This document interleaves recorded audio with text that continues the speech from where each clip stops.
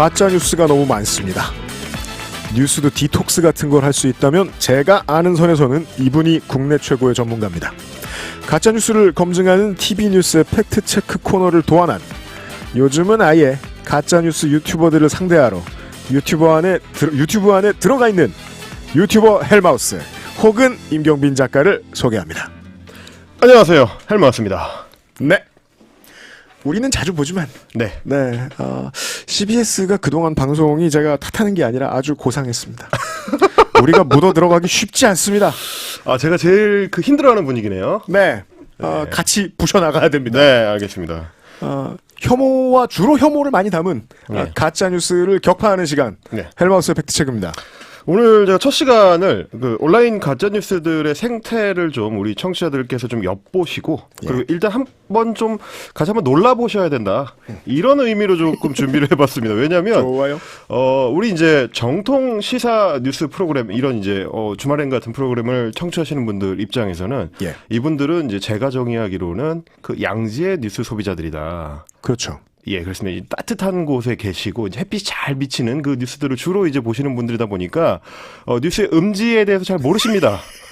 잘 걸러진 뉴스를 소비하는 소비자. 그렇습니다. TV 뉴스라든지 아니면 이제 뭐 신문이라든지 이제 포털 뉴스 이 정도만 돼도 이제 편집이 작동을 하고 내지는 이제 방송통신심의위원회 심의 규정을 준수하는 뉴스들, 좋아요. 그런 것들을 이제 주로 접하시다 보니까 음지에서 어떤 일이 벌어지고 있는지를 전혀 감을 못 잡으시는 분들이 생각보다 상당히 많으십니다. 그러다가 우리가 이제 명절에 어르신들을 만나거나 그렇습니다. 갑자기 깜짝 놀랄 때가 있죠. 그러면 저런 뉴스를 어디서 들으셨대? 문화 충격을 받으시게 되는 거죠. 그 문화 충격을 받으시는 분들이 이제 클리닉을 찾듯이 저를 찾으시는데 네. 이런 거 좀 이렇게 사실관계를 밝혀주십시오 하는 뉴스들을 이제 제가 보다 보니까 이게 좀 한번 나누면서 말씀을 나누면서 좀 제대로 한번 이분들의 이 가짜뉴스 메이커들의 요설을 좀 이게 제대로 분석해드릴 필요가 있겠다. 네. 그래서 아마 저를 섭외를 하셨던 것 같고, 그렇습니다. 저도 이 먼 길 파주에서부터 이제 목동까지 먼 길을 달려서 여러분들하고 이제 그 얘기를 좀 나눠보려고 합니다. 이거 하러 오셨어요? 예, 그래서 이게 제가 이제 종종 그 비유를 드는데요. 네. 그 원룸 안에서 신경을 안 쓰고 이제 뭐랄까 청소를 좀 꼼꼼하게 안 하시는 분들 같으면 바쁘니까 우리가 이제 하루를 끝내고 와서 힘들면 이제 책상 위만 간단하게 치우고 거기서 이제 컴퓨터를 좀 하시다가 이제 주무시지 않습니까? 이상하게 원룸은 다른 집과 다르게 빨리 더러워지죠. 그렇습니다. 그런데 이제 그나마 어쩌다 한 번씩 하는 청소 때도 항상 소외되는 그 영역이 있습니다. 그 책상 아래에 음지의 영역, 그 음지의 영역에 오래 방치가 되다 보면 습이 차가지고요, 곰팡이라든지 이런 포자 종류 애들이 이제 번식을 많이 합니다. 먼지가 유착되고. 그렇습니다. 저희 이제 양지의 뉴스 소비자분들께서는 모르시는 틈에 당신의 그 원룸의 책상의 구석의 음지에 가짜뉴스 버섯과 그 포자들이 흩날리고 있다. 엄청나게 흩날리고 있습니다. 눈에 보이지 않지만 지금 이미 들이키고 계세요.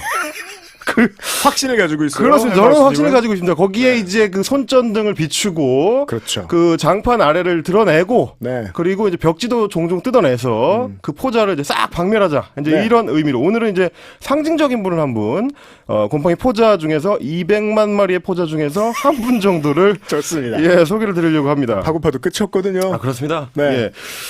이제 요즘 좀 전에 이제 혐오 말씀을 해주셨는데 요즘 가짜 뉴스들은 공통적으로 그 혐오라는 코드를 공유를 하고 거기서부터 보통 출발을 하는데요. 최근에 코로나 그 사태 전국에서 대부흥회를 맞은 대표적인 혐오. 전성기가 왔어요. 완전히 난리가 났습니다. 지금 네. 중국 혐오 혹은 중국인 혐오로 이제 코드화되어 있는 그것들을 자꾸 뭐랑 연결하려고 하냐면 느닷없이 문재인 정부. 그렇죠. 하고 이제 연결을 지으려고 이 혐오를 계속 연결해서 뭐를 좀 키우냐면 중국만 좋아하고 중국인들만 우대하느라고 이 정부가 오히려 자국민인 한국 사람들 박해한다. 홀대한다. 이제 이런 식의 논리를 계속 전개를 하려고 합니다. 이분들이. 유튜브를 안 보시면 이런 뉴스를 안 접하실 것 같지만 그렇지 않다는 거 청취자 여러분들 중 다수가 아실 거라고 생각합니다. 유튜브를 보고 쓰는 언론인도 있거든요. 게다가 말이죠. 최근에는 검찰에서까지 이 코드를 받아들였는데 뭐냐면 처음에는 코로나 초기에는 우한 폐렴이라는 용어를 가지고 코로나19 이런 용어 쓰면 안 되고 이건 중국에서 온 거니까 우한 폐렴이라고 정확하게 써야 된다라고 정확하게 틀린 말씀을 해주셨는데 WHO에서 그렇게 쓰지 말라고 한. 저 그거 무슨 순서인지 알아요. 모 언론사가 먼저 그렇게 쓰고 그렇습니다. 모 정당이 오랫동안 받았었어요. 그걸. 그렇습니다. 심지어 그 모 언론사는 요즘도 우한 폐렴이라고 합니다. 그럼요. 예, 그런 근데 이탈리아 확진자들에 대해서는 코로나19라고 불러요. 그렇습니다. 그렇게 칠 것 같으면 이탈리아 폐렴이라고 하든지 아니면 뭐 베니스 폐렴이라고 하든지 뭐 이러셔야 되는데 그러지는 않으시고 또 하나는 그렇습니다. 뭐냐면 그 다음에는 중국인 입국 금지 논란을 일으키셨고 네. 최근에는 이제 소위 조선족 게이트라는 걸 이제 만들어내셨는데 그걸 바로 검찰에서 받아가지고 수사까지 들어갔습니다. 네. 그러니까 여러분이 모르시는 사이에 이 곰팡이 포자들이 이미 메인 주류 시장으로 진입하고 있다. 이거를 아셔야 돼서 그래서 제가 이거를 직접 한번 들려드리고 이 가짜뉴스가 얼마나 엉터리인지를 저하고 한번 오늘 박사를 내보는 그런 시간 한번 마련해 보도록 하겠습니다. 먼저 좀 경고를 드리자면 다시 한번 말씀드리지만 엉망진창입니다. 혐오 자료다. 그렇습니다. 그래서 진지하게 들으시면 안 되고요. 네. 진지하게 들으시고 혹시나 여기에 일말의 진실이 숨어 있는 게 아닐까라고 의심을 하신다면 큰 착각이십니다. 네. 절대 그렇게 생각하시면 안 되고 마음 꼭 붙들어 매시기를 제가 미리 경고드립니다. 네, 가짜뉴스 원본입니다. 들어보시죠. 이번 선거가 중국 공산당을 위해서 이루어지는 선거라는 게 상징적으로 여기서 드러나요. 여시제가 하려는 게 뭐죠? 스마트 시티 건설.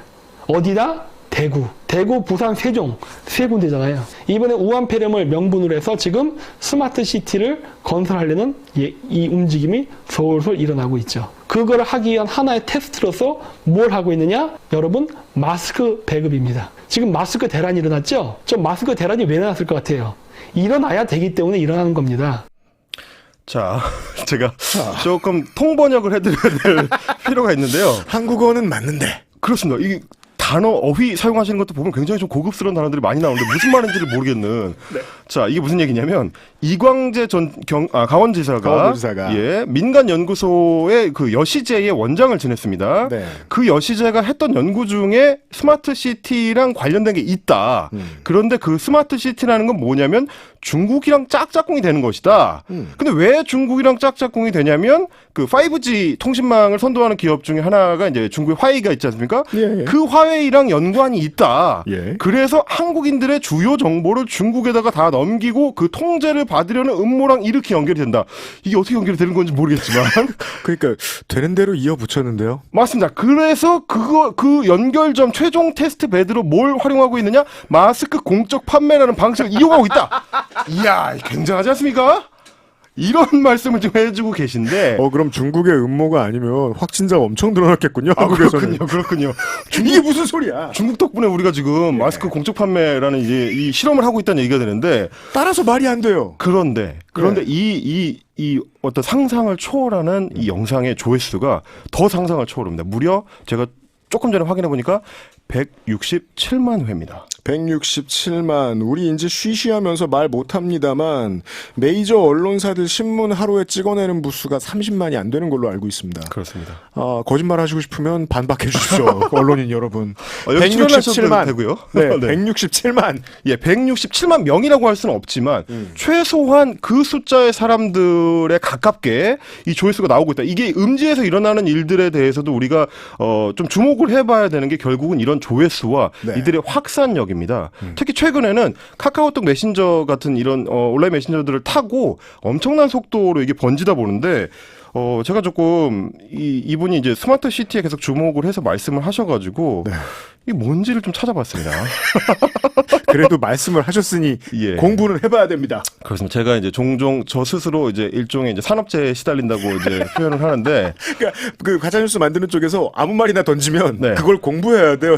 예. 그러니까 이제 이분은 10분 떠드시면 저는 1시간 찾아봐야 되기 때문에 이거 너무하다 싶은 그거를 이제 찾아보니까 스마트 시티라는 게 이제 요약하자면 IT와 결합한 신도시 개발 사업을 의미한다고 할 수 있습니다. 이게 쉽게 뭐냐면 말해 그냥 요즘 기술 들어간 도시 개발. 그렇습니다. 신기술이 들어간 신도시 개발이다. 이렇게 보시면 되는데 대단한 말은 아니에요. 대단한 말이 아닙니다. 예. 이게 뭐냐면 2010년대 버전의 그 신도시 개발이다. 이렇게 생각하시면 되고요. 네. 이게 이제 우리가 국가 개발 사업으로 1기, 2기, 3기 신도시를 계속 개발하고 있지 않습니까? 그렇죠. 그런데 이게 업그레이드 된 버전이다라고 보시면 되고 뭐 굳이 따지자면 멋있고 막 첨단이고 막 기깔나게는 안 되나요? 네, 안 됩니다. 안 되는군요. 예. 이렇게 해보자라는 얘기인 거고요. 사실은 이런 모든 종류의 그 큰 정부 주도 사업이라는 게 연속성이 있거든요. 그렇습니다. 그래서 이런 경우는 이제 정권이 바뀌어도 연결돼가지고 계속 이어가는 경우가 많기 때문에 네. 그 연결선이 조금만 찾아보면 다 나옵니다. 그렇죠. 그래서 제가 찾아봤습니다. 또 스마트 시티가 도대체 어디서부터 시작됐는지를 찾아보니까 언제가 나오냐면 2016년 8월. 혹시 잊어버리신 분이 계실까 봐 말씀드리자면 박근혜 정부 때입니다. 그럼요. 이분의 그러니까 주장대로라면 박근혜 정부가 2016년 8월에 코로나 사태를 미리 예견하고 중국의 명을 받아. 그렇습니다. 그때 이미 스마트 시티 사업에 삽을 떴다는 얘기가 되거든요. 이것도 말이 안 되지만 제가 조금 더 파들어가 봤습니다. 좋아요. 연결선이 있다고 했죠. 그래요? 어디까지 나오냐면 2008년, 2009년이 나옵니다. 2008년, 2009년이면 MB 정부 때죠. 아, 네.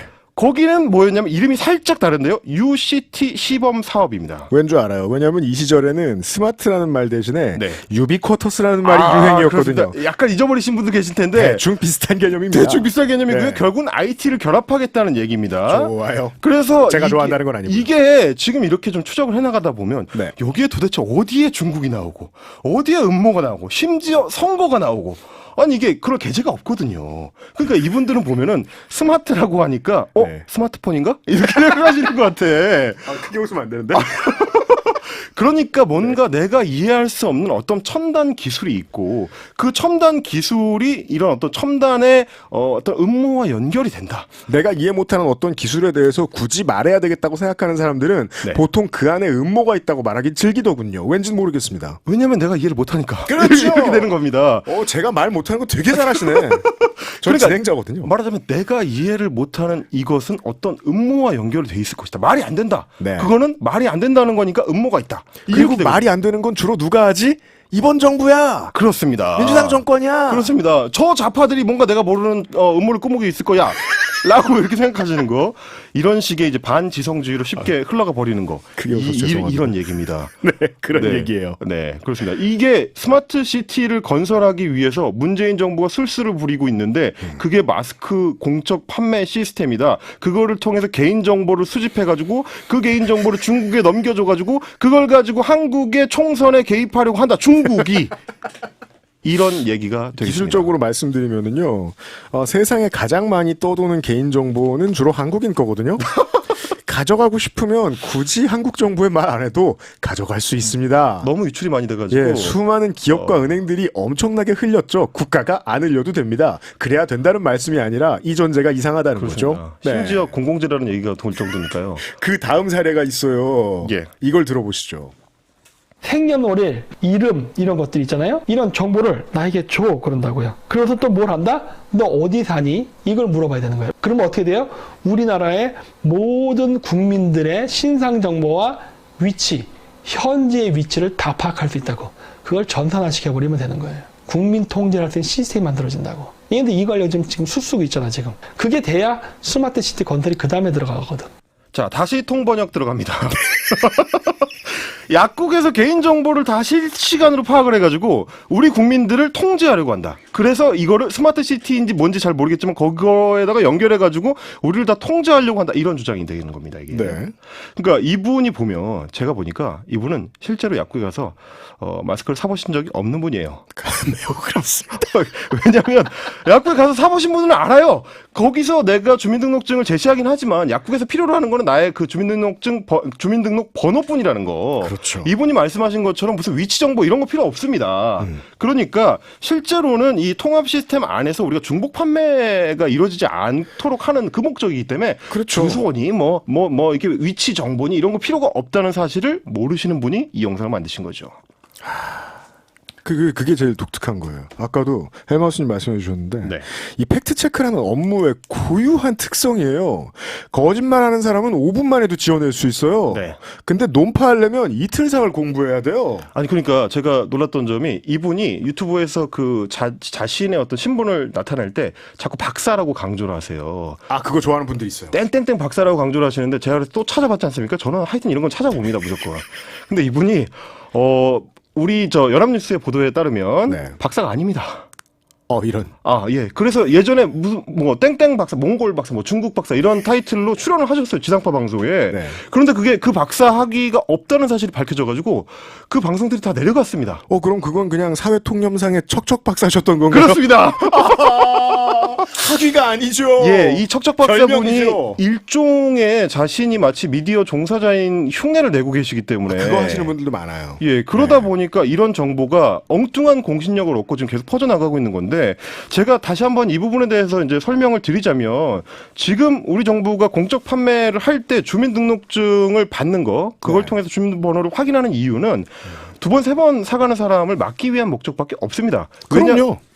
왜냐하면 이분이 주장하시는 것처럼 그 주민번호를 수집해가지고 뭐 할 필요가 없어요. 왜냐하면 이미 한국의 의료기관에는 당신의 개인정보가 다 있기 때문에 90년대 어느 매쯤까지 우리는 우리의 의료보험증 종이로 된 걸 들고 가야 했습니다. 네. 근데 언젠가부터 그렇지 않게 됐죠. 이미 전산화가 됐어요. 예, 우리가 막 쿠바처럼 다 받아주는 의료제도인가요? 그것도 아닙니다. 우리 그냥 가서 이름 말하면 내용 다 있어요. 그래서 저는 이분이 너무 순진하다 이렇게 생각을 하는 게 뭐냐면 한국 정부는 이미 당신의 모든 정보를 다 가지고 있습니다. 따로 수집할 필요가 없습니다. 주소는 물론이고 뭐 의료 정보, 급여 정보, 납세 정보, 재산 정보, 소비 행태 등등등 모든 걸 다 갖고 있기 때문에 뭘 따로 수집해서 만들 필요가 없어요. 그거를 정말 중국에 주고 싶으면 그냥 주면 됩니다. 주민번호나 뭐 위치 정보 같은 그런 굳이 따지면 저급의 정보 필요 없습니다. 훨씬 고급 정보를 그대로 들어다가 바칠 수 있는데 굳이 그걸 왜 합니까? 마스크까지 팔지 않고도. 그러니까요. 그러니까 네. 굳이 따지자면 아니 왜 이렇게 어렵게 일을 해? 라고 생각할 수밖에 없는. 그렇다면 이 유튜버에 따르면은 네. 한국은 이제까지 주민등록 정보를 제대로 수집해놓지 않았다는 거라고도 같잖아요. 그러니까 제가 웃긴 게 뭐냐면 이분이 네. 자신의 주민등록 번호를 약국에 제출하는 거를 그렇게 우려하시는 분이 주민등록증은 도대체 어디서 받으셨는가? 그 주민등록증을 뭐 길에 지나가는데 어떤 사람이 붙잡고 이거 가져가세요 하면서 그분의 주민등록증을 주시진 않았을 거 아닙니까? 그럼요. 자기가 자기 발로 죄송합니다. 주민센터에 찾아가서 거기서 발급을 받았을 텐데 네. 주민센터라는 건 한국 정부에서 운영을 합니다. 그렇습니다. 그 주민등록증에 들어가 있는 모든 정보가 이미 한국 정부에 있다는 얘기예요. 네. 이게 어려운 얘기입니까? 근데 이분은 여전히 이해를 못 하시고 계신 거죠. 네. 그래서 사실은 이렇게 그때그때 생각나는 대로 카메라를 켜놓은 상태에서 생각이 나는 단어들을 이어붙여가지고 방송이라는 거를 제작해가지고 송출을 하는데 이 방송을 보시는 분들이 네. 옳다구나 하고 받아들이시는 이유는 단 하나인 겁니다. 네. 문재인 정부의 어떤 시호 정책에 이 흠집을 내고 싶은데 맞아요. 그걸 흠집을 낼 수 있는 코드가 무엇이냐? 한국인들의 내면에 어느 자락쯤 깔려 있는 중국인 혐오 정서, 중국 혐오 정서에 올라타겠다. 네. 그거에 올라타기만 하면 내가 만든 영상의 조회수가 100만 조회수를 넘어가니까. 그럼요. 이게 얼마나 달콤합니까? 뭐 열심히 찾아볼 필요도 없고 열심히 연구할 필요도 없고 앞뒤가 맞는 원고를 쓸 필요도 심지어 없습니다. 그냥 만들기만 하면 사람들이 그 혐오에 올라타서 내 컨텐츠를 팔아주니까. 네, 역산해 보면 참 쉬운 일이긴 합니다. 그렇죠. 네. 이게 제가 생각하는 결국 이게 혐오의 에스컬레이팅이다. 그럼요. 결국은 처음에는 우리가 중국인 입국을 금지하라는 구호로 시작했던 것들이 한 사람의 거짓말에 지나지 않았다가 그렇습니다. 점점 국가나 사회 전체의 혐오로 확산되고 커지는 과정에 그렇죠. 맨 첫발에 어떠한 유튜브에 저런 음성이 있었다는 거죠. 그렇죠. 지금 잘 생각해 보시면 이 정보가 어떻게 해서 코로나 사태 한 달 반 동안 여기까지 왔는지를 따져보면 맨 처음에는 아주 간단한 얘기였습니다. 우한 폐렴이라는 그 단어를 내가 꼭 쓰게 해달라. 나는 중국인 혐오를 하고 싶으니까 앞으로도 반드시 쓰겠다. 네, 꼭 이걸 쓰겠다. 모 언론 매체처럼 고집스럽게 쓰시는 분들이 여전히 계신데 30초 남았습니다. 그런 혐오의 에스컬레이팅이 여기까지 와서 이 가짜뉴스의 덩치를 이렇게 키워놨다라는 생각을 하게 되면서 저는 이 공론장에 계속 올라오는 이 혐오의 에스컬레이터를 이제 더 이상 이 작동을 못하게 하고 싶다라는 생각으로 앞으로 이 코너를 계속 꾸려가도록 해보겠습니다. 좋습니다. 오늘의 중요한 결론입니다. 일부 몰지각한 유튜버들에게는요, 혐오가 곧 현금처럼 쓰입니다. 이런 걸 알려주신 헬마우스님이었습니다. 수고하셨어요. 감사합니다. 다음 주 토요일에 헬마우스 팩트체크 다시 인사드리겠고요. 저희들은 토드 더 웨스트 프라켓의 Walk on the Ocean 듣고 나서 인물의 흐름 이명선 기자와 만나겠습니다.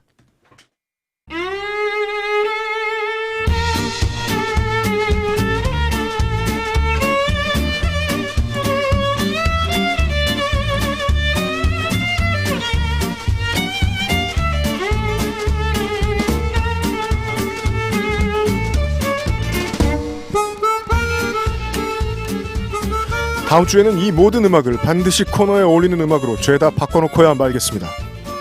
한 주의 이슈를 인물의 흐름으로 정리하는 인물의 흐름 시간입니다. 프레시안의 이명선 기자 인사드리죠. 반갑습니다. 안녕하세요. 제가 인사드려야죠. 잘 부탁드립니다. 잘 부탁드립니다. 네. 제가 오늘 특별히 모자를 쓰고 나왔어요. 왜 특별히 모자를 쓰고 나오십니까? 막 구글에 이미지 검색을 UMC라고 해봤더니 저는 모자 쓴 사진밖에 없죠? 네, 그래서 코디를 좀 맞춰볼까 싶어서 모자를 쓰고 나왔습니다. 고맙습니다. 그런 디자인은 제가 잘 안 씁니다만 성의를 매우 높게 삽니다. 감사합니다.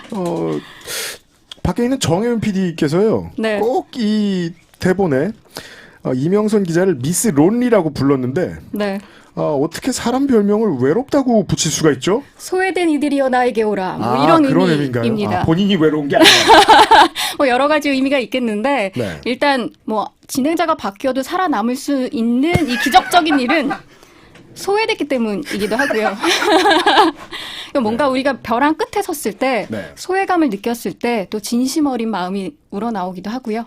제보자들은 언저리에만 나와도 뉴스에 나와주면 좋겠다라고 생각하고 제보를 합니다만 언저리에 나오면 쉽게 잊혀지죠. 그렇습니다. 그런 뉴스를 다루는 시간입니다. 네. 월요일의 인물부터 만나보시죠. 누군가요? 코로나19 여파로 이 공항과 호텔이 말 그대로 텅 비었는데 그럼요. 인천국제공항은 하루 이용객이 20만 명에서 10,000명으로 감소했다고 하고요. 롯데호텔의 경우 이미 50,000여 건의 예약이 취소된 상태입니다.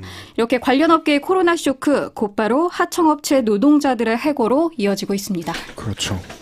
작년 여름에 일본과의 이제 말썽이 생기면 일본이 말썽을 일으키면서부터도 네. 국내 관광 산업과 공항 쪽이 많이 조용해지긴 했었습니다만은 지금처럼 전 세계가 셧다운 수준으로 경제가 쭉쭉 내려가고 있는 동안에는 안타깝지만 늘 하청업체 노동자들이 고통을 먼저 당하게 되는 경우가 많습니다. 네, 특별히 이 공항 쪽 하청업체 노동자라고 하면 감이 잘 안 오실 텐데 그렇죠.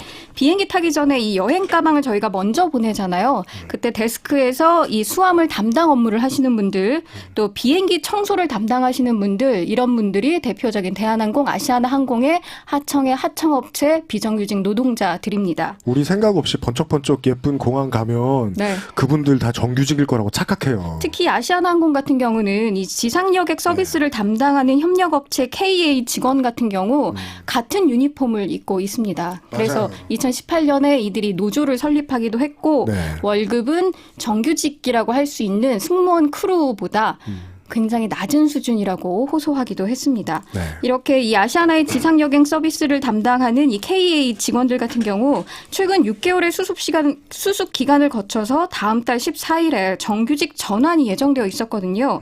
그런데 이번에 해고를 당했습니다. 또 대한항공 자회사 하청업체 소속으로 이 여객기 기내 청소를 담당하던 청소 노동자 380여 명가량은 최근에 전 직원의 80%가량의 무기한 무급휴직이나 권고사직을 권유당했는데요. 공항에서 운송 업무를 담당하고 있는 하청업체 노동자들도 예외가 아닙니다. 이미 권고사직을 받은 상태입니다. 또 호텔 같은 경우는요. 우리가 도어맨으로 익히 알고 있는 분들부터 또 리무진 서비스 운전사와 같은 이 가장 약한 고리부터 정리되는 분위기입니다. 예. 경제가 휘청일 때 의뢰 정부가 큰 역할을 합니다. 기업을 지원하죠. 네. 이번에도 지원이 들어갑니다. 네. 근데 왜 지원이 제대로 이루어지기도 전에 인력부터 정리하는 걸까요?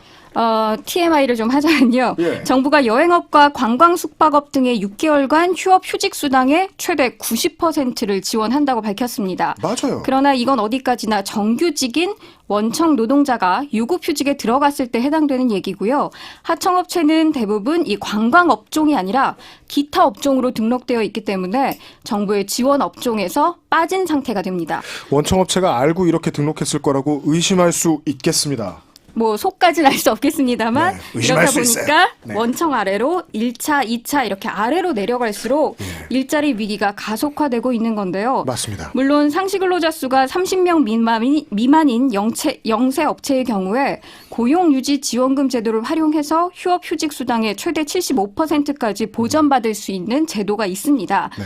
그런데 사업주가 이 나머지 25%를 부담해야 되거든요. 그런데 이 25%의 지출마저 거부하고 권고사직 등으로 사실상 해고 조치를 취하고 있는 게 현실입니다. 맞습니다. 이걸 들여다볼수록 아주 기본적인 게 잘못돼 있더라고요. 네. 경제가 망가지지 말라고 주체 중에 하나인 기업들한테 돈을 줬으면 기업들한테 확약을 받아야 되거든요. 너네 저 고용해서 지내고 있는 그 직원들 우리 국민들이니까 지금 힘들다고 함부로 자르지 마. 확약을 받고 돈을 줘야 되지 않았겠느냐.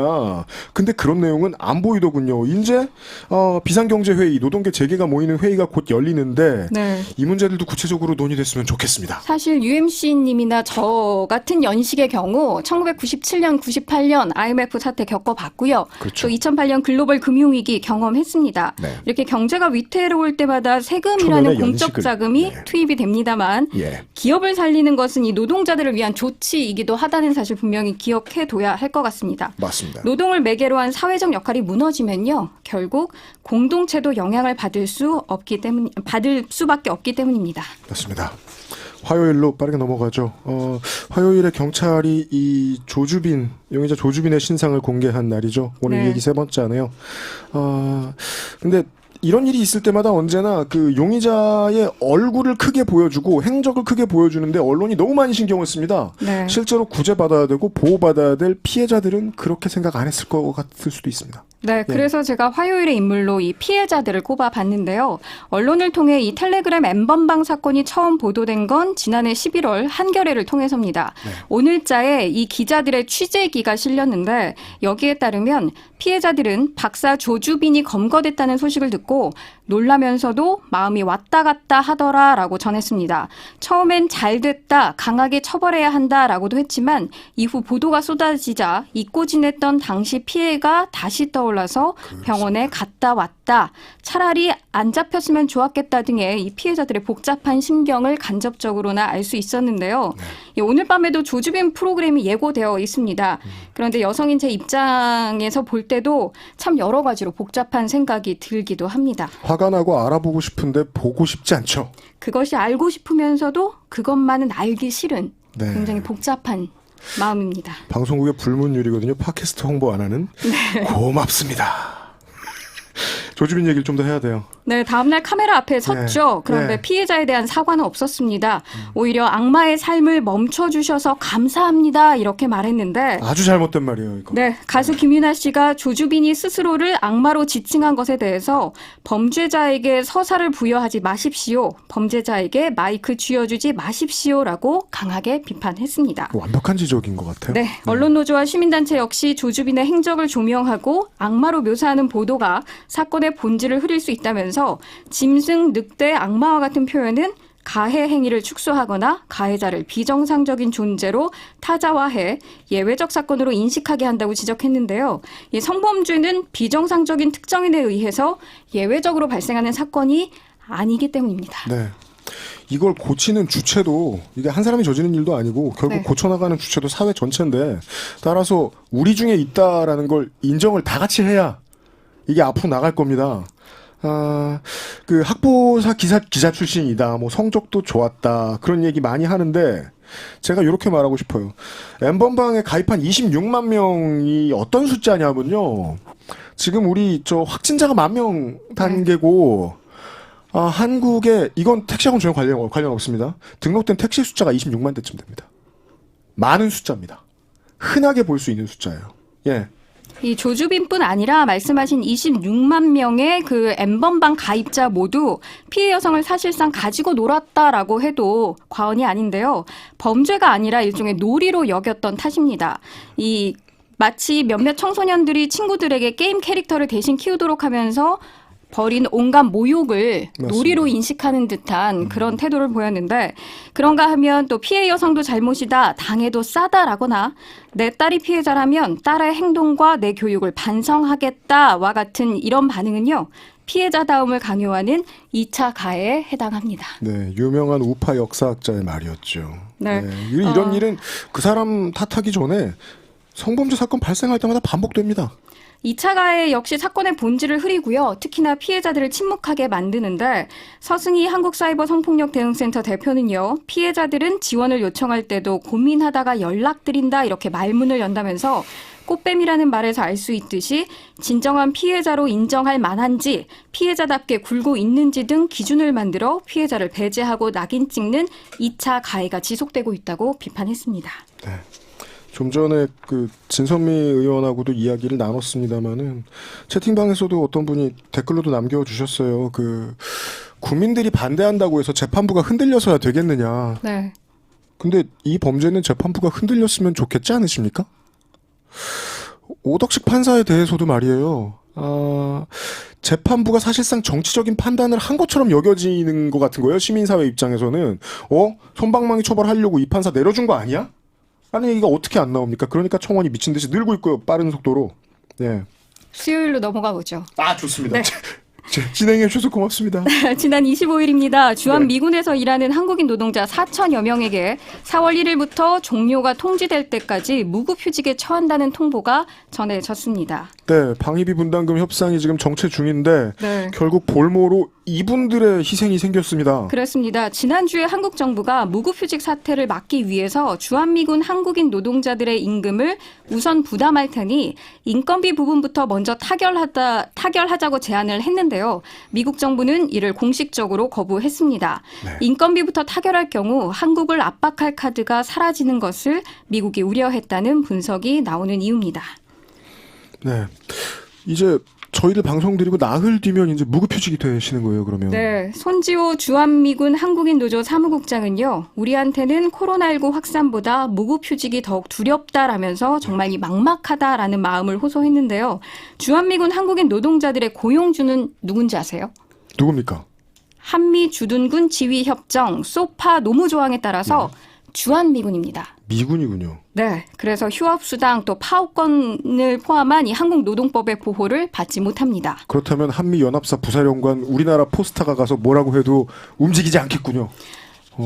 몸무게가 무거워서가 아니라 그러면- 소파에 의거해 본인들에게 재량권이 있습니다. 따라서 외교부가 무슨 말을 하든 지금 실제적인 실효에 있는 뭐 힘을 가지고 말하는 게 아닌 거 아니에요.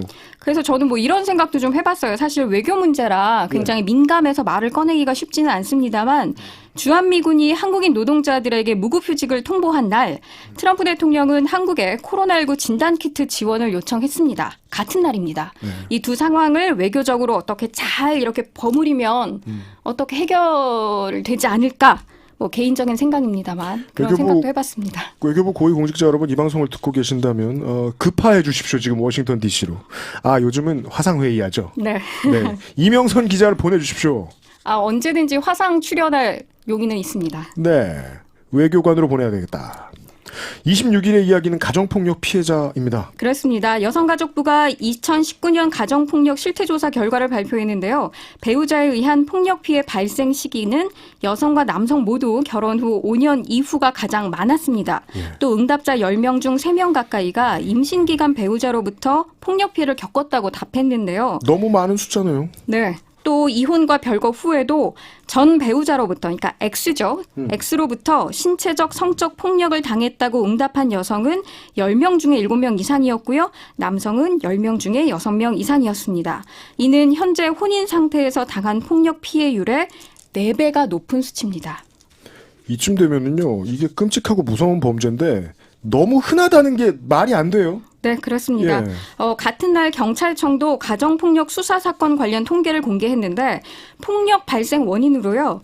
이혼 별거 요구 및 외도 의심이 28.3%로 가장 높았습니다. 이어서 우발적으로 했다, 뭐 생활 습관에 대한 불만이었다, 금전 문제, 태도 시비 순이었는데 자녀 양육에 대한 의견차로 폭력을 행사하거나 집안 종교 갈등으로 폭력 시비가 붙은 경우도 있었습니다. 그런데 주목해야 할 점은 이혼 별거 요구 및 외도 의심으로 발생한 폭력의 경우에요. 흉기를 사용하거나 생명의 위협을 느끼는 수준의 심각은 42%에 달했습니다. 네. 결국 10명 중에 4명 이상이 생명의 위협을 느낄 수준의 폭력을 심각하게 당했다라고 볼 수 있습니다.